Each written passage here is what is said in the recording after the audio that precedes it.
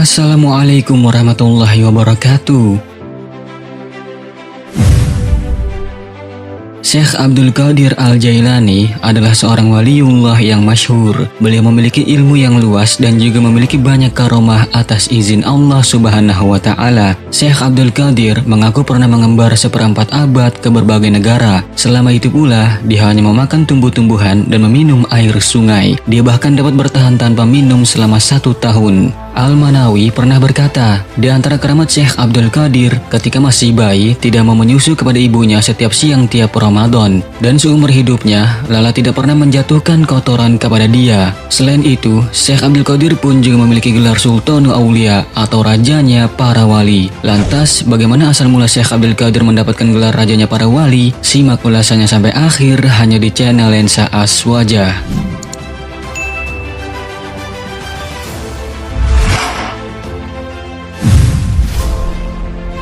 Di dalam kitab Al-Fawaid Al-Mukhtarah karya Habib Ali Hasan Baharun yang merupakan bunga rampai dari perkataan-perkataan gurunya, yaitu Habib Zain bin Ibrahim bin Smith. Kitab tersebut berisi tentang wajangan-wajangan para ulama, wali, habaib, dan termasuk kisah Syekh Abdul Qadir Al-Jailani dalam perjalanannya memperoleh gelar Sultanul Aulia atau raja dari seluruh para wali.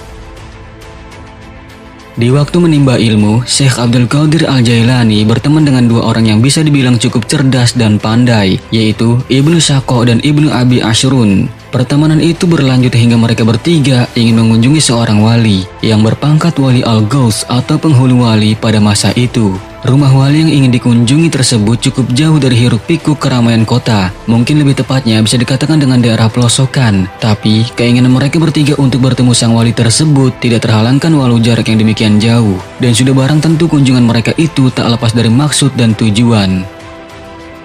Dalam perjalanannya, mereka saling bertanya satu sama lain terkait tujuan dan niatan masing-masing. Dengan polosnya, Ibnu Abi Ashrun memulai pertanyaan kepada Ibnu Syaqo. Ibnu Abi Ashrun bertanya, "Wahai Syaqo, apa tujuanmu ingin bertemu dengan wali itu?"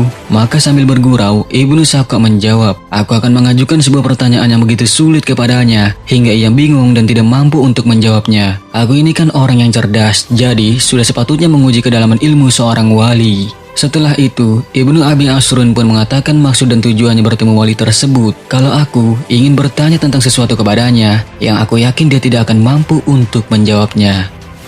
Pada hakikatnya, tujuan dari keduanya itu sama, yakni sama-sama ingin menguji ketinggian ilmu dari seorang wali Al-Ghaus tersebut. Mungkin karena Syekh Abdul Qadir Al-Jailani hanya diam saja dan tidak mengatakan niatnya, akhirnya mereka berdua bertanya kepada Syekh Abdul Qadir, "Wahai Qadir, apakah engkau mau mengajukan pertanyaan seperti kami atau ada hal yang lainnya?" Lalu Syekh Abdul Qadir menjawab, "Aku tidak mau bertanya apa-apa." Lantas mereka pun bertanya lagi, "Lalu apa yang kau inginkan? Apakah kau hanya mau mengikuti kami saja?" Maka Syekh Abdul Qadir menjawab, "Aku tidak punya pertanyaan yang ingin aku ajukan. Aku hanya ingin sowan saja dan mengharap berkah darinya. Itu sudah cukup bagiku, karena orang seperti ini biasanya hanya disibukkan dengan kekasihnya, yaitu Allah Subhanahu wa Ta'ala." Dari dialog mereka, kita sudah bisa melihat sifat dan sikap mereka terhadap kekasih Allah Subhanahu wa Ta'ala. Kesombongan dan rendah diri manusia juga bisa diukur dengan sebuah perkataannya. Kesombongan terhadap orang lain terjadi ketika kita memposisikan diri kita lebih tinggi atau lebih hebat daripada orang lain. Sementara orang yang rendah hati tetap memposisikan dirinya sebagai penerima anugerah ilahi yang tidak sempurna dan lemah. Dia merasa memperoleh segala sesuatunya karena karunia Allah Subhanahu wa Ta'ala, bukan karena kegagahan dan kehebatannya. Lalu sesampainya mereka bertiga di kediaman wali Al-Ghaus tersebut, mereka pun mengetuk pintu rumahnya. Akan tetapi sang wali tak kunjung membukakan pintunya, malahan ia memperlambat jalannya. Kemudian wali tersebut keluar dalam keadaan marah seraya bertanya, "Siapa di antara kalian yang bernama Ibnu Syaqo?" Lalu Ibnu Syaqo menjawab, "Aku, wahai Syekh." Tak banyak bicara, wali itu pun langsung menebak pertanyaan Ibnu Syaqo dan juga langsung memberikan jawabannya secara detail dan benar.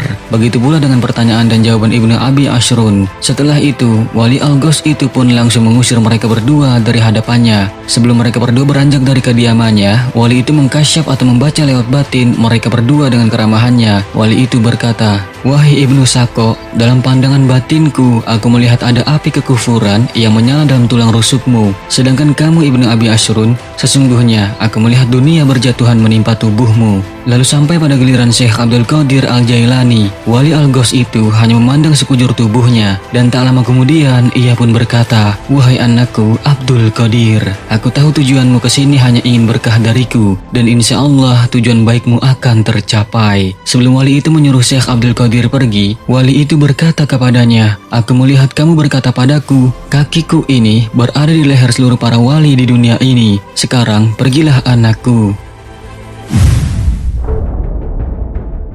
Selang beberapa hari dari kejadian aneh itu, Ibnu Sako dipanggil oleh raja di negerinya dan diperintahkan untuk pergi menemui ulama Nasrani agar ia berdebat dengan para ulama pentolan-pentolan Nasrani di sana. Dalam perjalanan menuju ulama Nasrani itu, ia bertemu dengan seorang gadis cantik dari keturunan Nasrani dan jatuh cinta kepadanya. Namun hubungan cinta mereka berdua tidak direstui. Tanpa berpikir panjang, akhirnya dia menemui ayahnya dan menyampaikan kepadanya bahwa dia sungguh mencintainya dan siap berkorban apapun untuk putrinya. Akhirnya terbuktilah perkataan wali Al-Ghaus tersebut bahwa ada api yang menyala dalam tulang rusuknya, dan itu benar. Ia telah menggadaikan agamanya dengan agama Nasrani.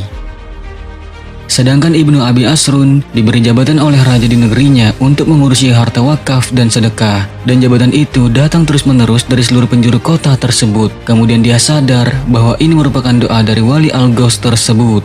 Sementara itu, Syekh Abdul Qadir Al-Jailani mendapatkan makom tertinggi dari Allah Subhanahu wa Ta'ala berkat sikap rendah dirinya kepada seorang wali, dan beliau diangkat menjadi raja dari seluruh para wali di muka bumi. Lalu pada saat ketika mengajar muridnya, dia pun pernah berkata seperti apa yang dikatakan oleh wali Al-Ghaus tersebut, "Kakiku ini berada di atas lehernya seluruh para wali." Dan ketika Syekh Abdul Qadir mengatakan itu, maka perkataannya didengar oleh seluruh wali di penjuru dunia. Lalu mereka para wali berikrar dengan mengatakan, "Sami'na wa ata'na."